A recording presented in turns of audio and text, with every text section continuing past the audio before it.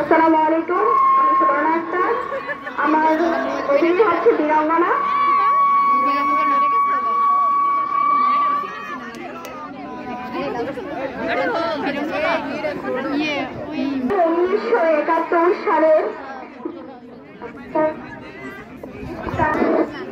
1971 সালে আমি হলাম সেই বীরাঙ্গনা নারী যাকে পুলিশরা আর্মিরা অত্যাচার নির্যাতন করে। দেখেন আমার কি অবস্থা হয়েছে, দেখেন আমাকে আমাকে অত্যাচার করে, আমাকে নির্যাতন করে। আমি কি দিব, আমি কি জবাব দিব? এই পরিবার, এই সমাজ আমাকে কেউ মেনেনি। আমি তো চেয়েছিলাম এই একটি রক্তের বিনিময়ে বাংলাদেশকে গড়ে তোলার, স্বাধীন বাংলাদেশ হিসেবে। কি পেয়েছি?